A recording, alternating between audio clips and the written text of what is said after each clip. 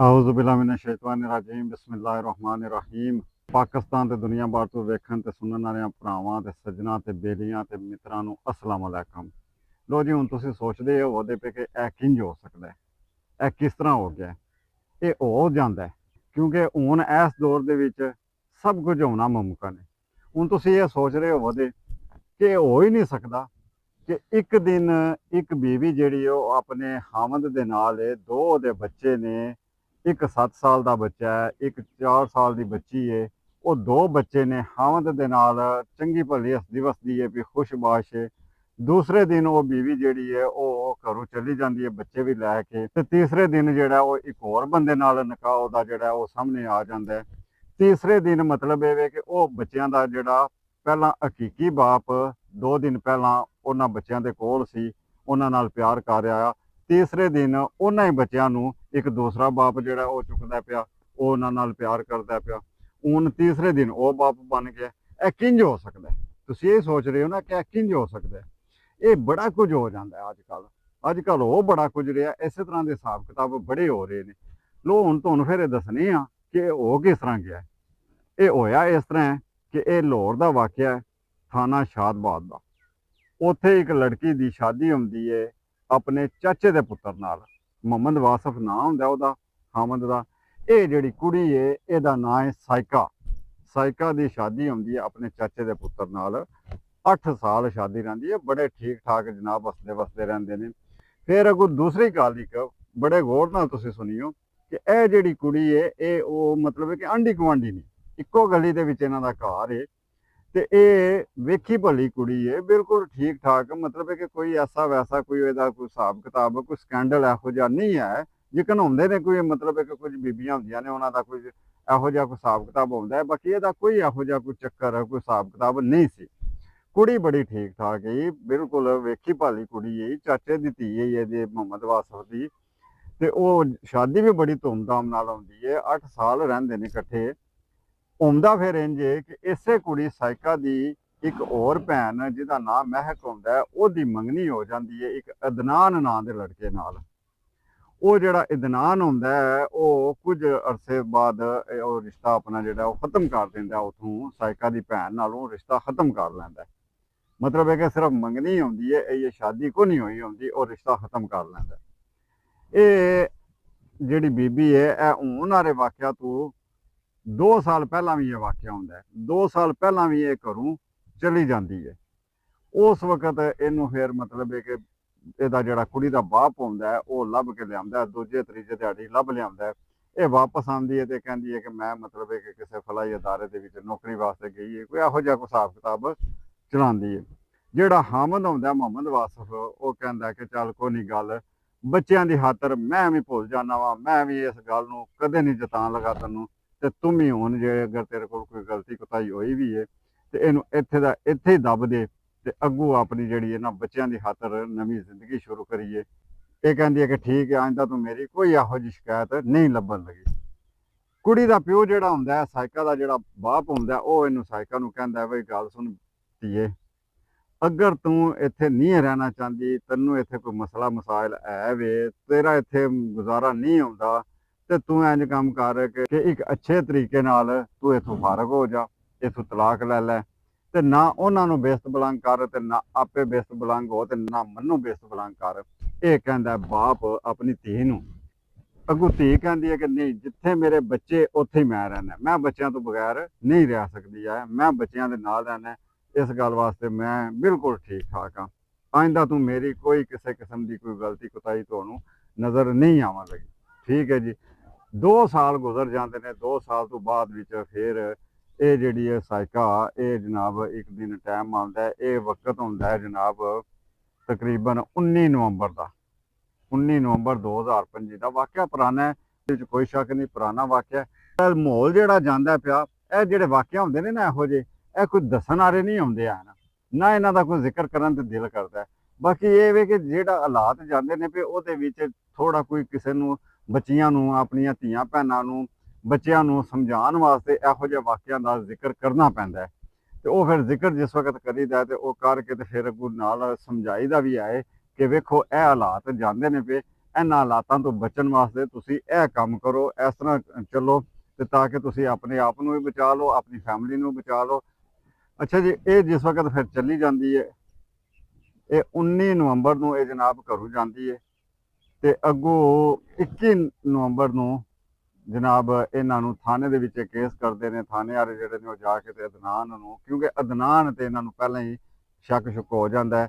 ਉਹ ਜਿਹੜੀ ਬੀਬੀ ਹੁੰਦੀ ਹੈ, ਮੈਂ ਤੁਹਾਨੂੰ ਉਹ ਵੀ ਗੱਲ ਪਿੱਛੋਂ ਹੀ ਦੱਸਾਂ ਕਿ ਪਿੱਛੋਂ ਜਿਹੜੀ ਗੱਲ ਆਉਂਦੀ ਹੈ ਵੀ ਇਹ ਜਿਹੜੀ ਬੀਬੀ ਹੁੰਦੀ ਹੈ ਜਿਸ ਵਕਤ ਪਹਿਲਾਂ ਜਾਂਦੀ ਹੈ ਨਾ 2 ਸਾਲ ਪਹਿਲਾਂ, ਵਾਪਸ ਆਉਂਦੀ ਹੈ ਤੇ ਜਿਹੜਾ ਮੁਹੰਮਦ ਵਾਸਫ ਹੁੰਦਾ ਇਹਦਾ ਜਿਹੜਾ ਹਾਮਦ ਹੁੰਦਾ ਉਹ ਇਹਦੇ ਕੋਲੋਂ ਮੋਬਾਈਲ ਨਹੀਂ ਇਹਦੇ ਕੋਲ ਰਹਿਣ ਦਿੰਦਾ।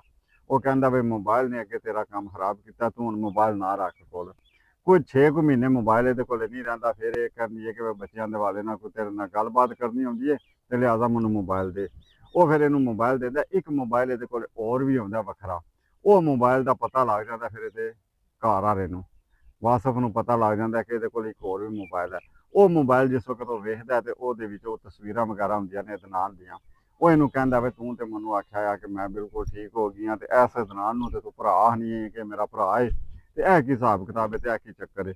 ਬਹਰਹਾਲ ਫਿਰ ਇਹ ਮਤਲਬ ਹੈ ਕਿ ਕੋਈ ਮਾਫੀ ਤਰਲਾ ਕਰਕੇ ਜੋ ਕੁਝ ਵੀ ਕਰਦੀ ਹੈ। ਉਹ ਫਿਰ ਵੀ ਕਹਿੰਦਾ ਕਿ ਮੇਰੇ ਬੱਚੇ ਨੇ, ਚੱਲ ਠੀਕ ਹੈ ਜੋ ਕੁਝ ਹੋਇਆ ਤੇਰੇ ਮੇਰੇ ਵਿੱਚ ਗੱਲ ਇਹਨੂੰ ਇੱਥੇ ਠੱਪ ਦੇ। ਹੁਣ ਜਿਸ ਵਕਤ ਫਿਰ ਜਾਂਦੀ ਹੈ ਘਰੋਂ ਤੇ ਅੱਗੋਂ ਉਹ ਅਦਨਾਨ ਦੇ ਘਰ ਦੇ ਜਿਹੜੇ ਹੁੰਦੇ ਨੇ ਉਹਨਾਂ ਨੂੰ ਉਹ ਮਤਲਬ ਹੈ ਕਿ ਵੀ ਇਹ ਕੇਸ ਕਰਦੇ ਨੇ, ਉਹਨਾਂ ਕੋਲ ਪੁਲਿਸ ਪੁੱਛ ਪੜਤਾਲ ਕਰਦੀ ਹੈ ਤੇ ਅੱਗੋਂ 21 ਤਰੀਕ ਹਰ ਦਿਨ ਜਿਹੜਾ ਉਹ ਇਹਨਾਂ ਦਾ ਨਿਕਾਹਨਾਮਾ ਆ ਜਾਂਦਾ ਹੈ ਅਦਨਾਨ ਨਾਲ ਹੋਇਆ। ਵੇਖੋ ਨਾ, ਹਾਮਦ ਇੱਕ ਕੋਲ ਰਹਿੰਦੀ ਹੈ ਵੀ ਵਾਸਫ ਕੋਲ। 19 ਤਰੀਕ ਵਾਸਫ ਕੋਲੋਂ ਜਾਂਦੀ ਹੈ ਬੱਚੇ ਸਮੇਤ, ਬੱਚੇ ਵੀ ਨਾਲ ਲੈ ਜਾਂਦੀ ਹੈ।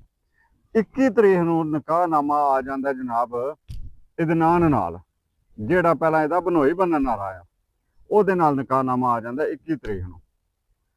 ਉਹ ਜਿਸ ਵਕਤ ਵੇਖਦੇ ਨੇ ਕਿ ਇਹ ਕੀ ਚੱਕਰ ਹੈ, ਇਹ ਤਾਂ 19 ਤਰੀਕ ਤੱਕ ਤੇ ਮੇਰੇ ਕੋਲ ਹੀ ਮੇਰੇ ਨਾਲ ਮੇਰੇ ਨਿਕਾਹ ਵਿੱਚ ਸੀ, ਇਹ ਕਿਸ ਤਰ੍ਹਾਂ ਹੋ ਗਿਆ ਕਿ 21 ਤਰੀਕ ਨੂੰ ਇਹ ਜਿਹੜਾ ਉਹ ਨਿਕਾਹ ਜਿਹੜਾ ਇਹਦਾ ਹੋਰ ਹੋ ਗਿਆ, ਇਹ ਚੱਕਰ ਕੀ ਚੱਲਿਆ। ਹੁੰਦਾ ਇਸ ਤਰ੍ਹਾਂ ਹੈ ਕਿ ਵਾਸਫ ਦੇ ਨਾਲ ਰਹਿੰਦਿਆਂ ਉਸੇ ਦੌਰਾਨ ਹੀ ਕਿਸੇ ਵੇਲੇ ਘਰੋਂ ਜਾਂਦੀ ਹੈ, ਜਾ ਕੇ ਤੇ ਮਤਲਬ ਹੈ ਕਿ ਤਲਾਕ ਵਾਸਤੇ ਕੋਈ ਕੇਸ ਕਰ ਆਉਂਦੀ ਹੈ ਵਾਸਫ ਕੋਲੋਂ ਤਲਾਕ ਲੈਣ ਵਾਸਤੇ।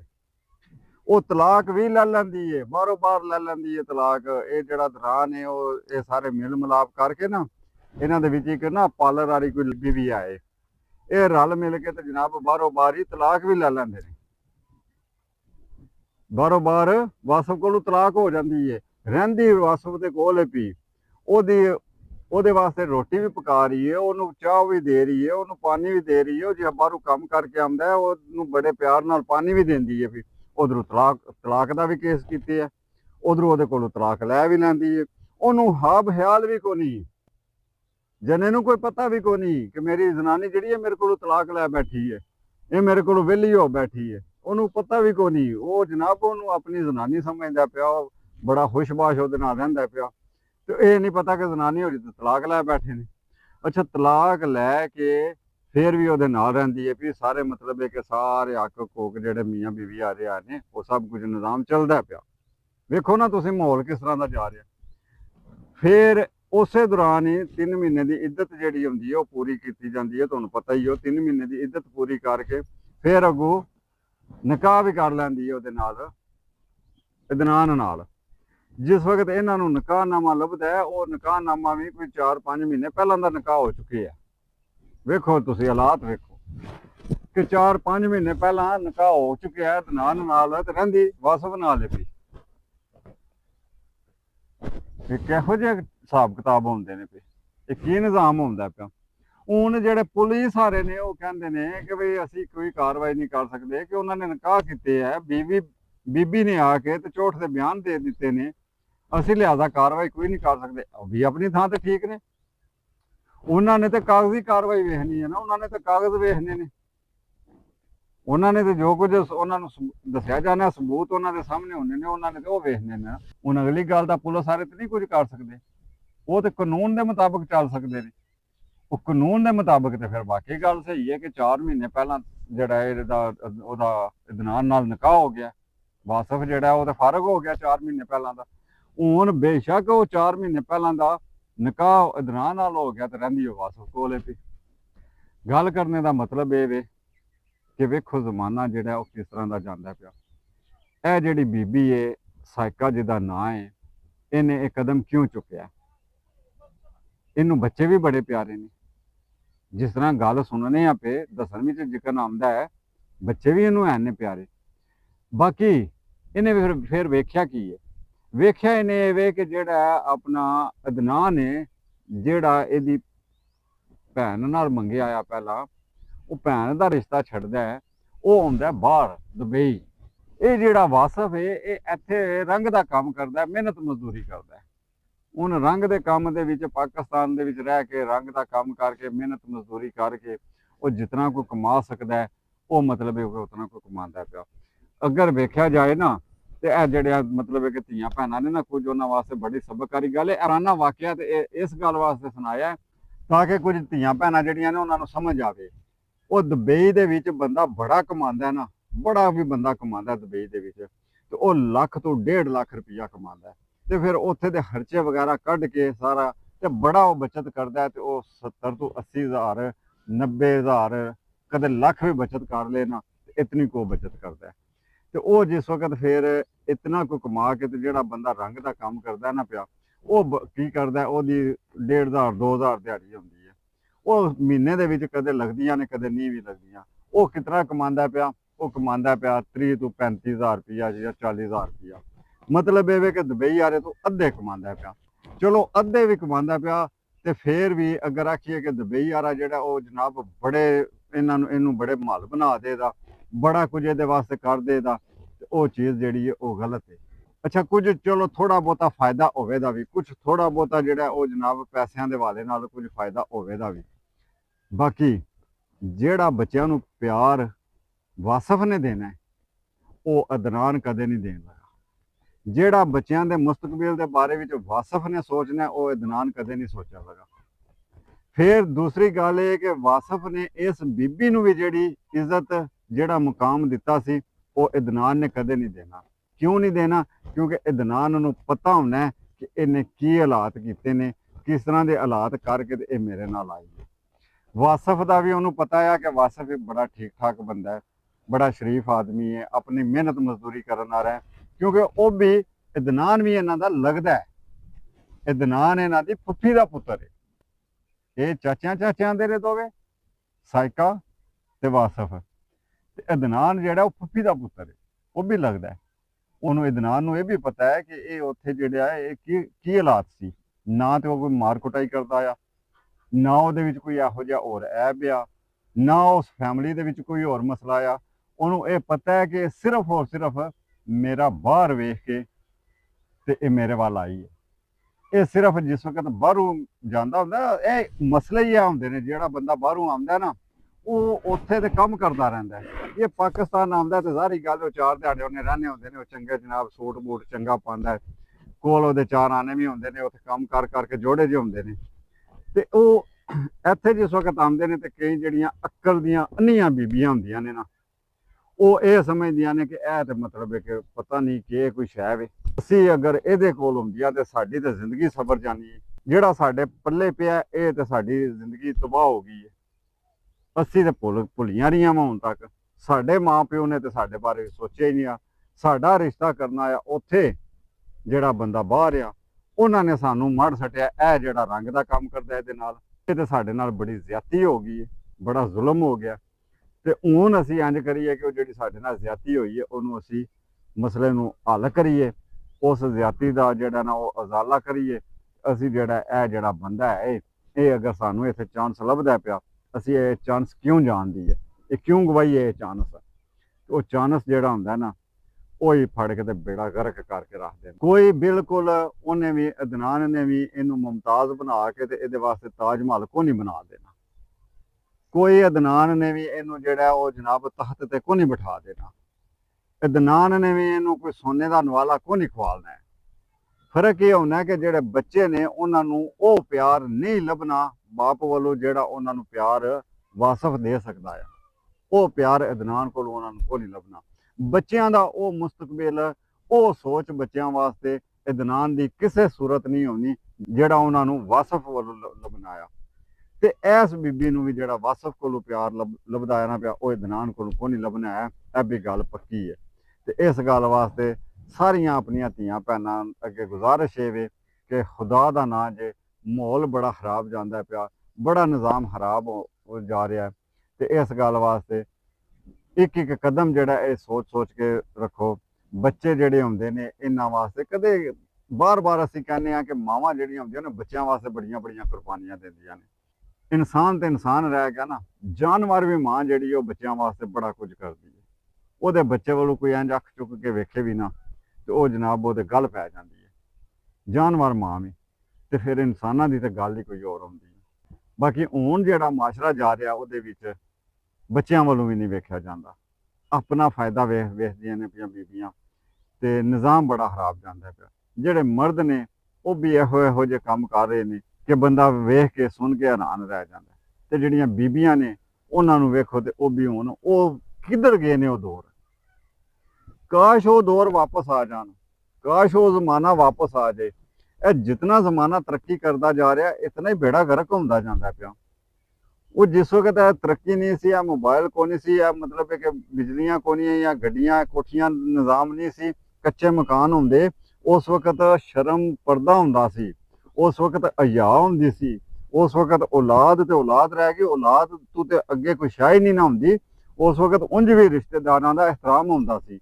बाकी हुण ना कोई एहतराम रह गया, ना कोई कहानी किस्सा रह गया। खुदा दा नां जे तमाम बच्चियां तमाम बच्चे ਉਹਨਾਂ ਦੇ ਅੱਗੇ ਗੁਜ਼ਾਰਿਸ਼ ਕਰਨੀ ਆ ਕਿ ਖੁਦਾ ਦਾ ਨਾਂ ਜੇ ਆਪਣੇ ਆਪ ਵੱਲੋਂ ਵੇਖੋ, ਆਪਣੇ ਮਾਂ-ਬਾਪ ਦੀ ਇੱਜ਼ਤ ਵੱਲੋਂ ਵੇਖੋ, ਆਪਣਾ ਨਿਜ਼ਾਮ ਜਿਹੜਾ ਆਪਣੇ ਬੱਚਿਆਂ ਵੱਲੋਂ ਵੇਖੋ, ਆਪਣੇ ਸਹੁਰਿਆਂ ਤੇ ਆਪਣੇ ਪੇਕਿਆਂ ਦੋਵੇਂ ਪਾਸੋਂ ਵੇਖ ਕੇ ਤੇ ਆਪਣੀ ਜ਼ਿੰਦਗੀ ਗੁਜ਼ਾਰੋ। ਤੇ ਇਸੇ ਜ਼ਿੰਦਗੀ ਵਿੱਚ ਸਾਰਾ ਮਜ਼ਾ ਜੇ, ਇਹ ਜ਼ਿੰਦਗੀ ਸਕੂਨ ਦੀ ਜੇ। ਦੁਆਏ ਖੁਦਾ ਦੀ ਇਹਦੇ ਤੋਂ ਹਟ ਕੇ ਕੋਈ ਜ਼ਿੰਦਗੀ ਸਕੂਨ ਦੀ ਕੋਈ ਨਹੀਂ ਜੇ। ਨੀਰੀ ਤਬਾਹੀ ਹੈ ਜੇ, ਹੋਰ ਕੱਖ ਸ਼ੈ ਨਹੀਂ ਜੇ। ਵੇਖਣ ਵਿੱਚ ਨਜ਼ਰ ਆਉਂਦੀ ਏ, ਬੜੀਆਂ ਖੁਸ਼ੀਆਂ ਨਜ਼ਰ ਆਉਂਦੀਆਂ ਨੇ, ਬਾਕੀ ਦੁਆਈ ਖੁਦਾ ਦੀ ਆਉਂਦੀ ਸਾਰੀ ਤਬਾਹੀ ਦੀ ਤਬਾਹੀ ਜੇ। ਕੋਈ ਖੁਸ਼ੀ ਇਹਦੇ ਵਿੱਚ ਕੋਈ ਨਹੀਂ ਜੀ ਹੁੰਦੀ। ਜਿਸ ਵਕਤ ਵਿੱਚ ਵੜ ਜਾਂਦੀਆਂ ਨੇ ਬੀਬੀਆਂ ਬਾਅਦ ਵਿੱਚ ਫਿਰ ਪਛਤਾਉਂਦੀਆਂ ਨੇ, ਫਿਰ ਰੋਂਦੀਆਂ ਨੇ, ਫਿਰ ਬੜਾ ਕੁਝ ਕਰਦੀਆਂ ਨੇ। ਬਾਕੀ ਉਸ ਵਕਤ ਟਾਈਮ ਗੁਜ਼ਰ ਗਿਆ ਹੁੰਦਾ।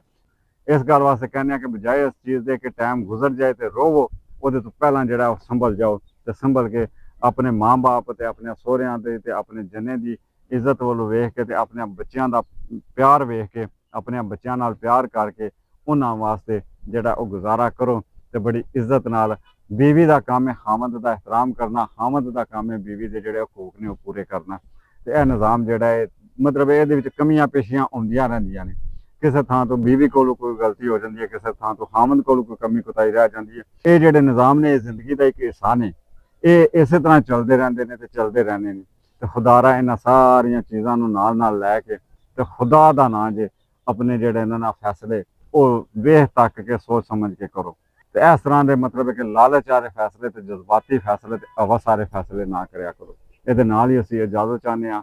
अपना बड़ा ख्याल रखियो तो सानू भी दुआवां विच याद रखियो। फी अमान अल्लाह।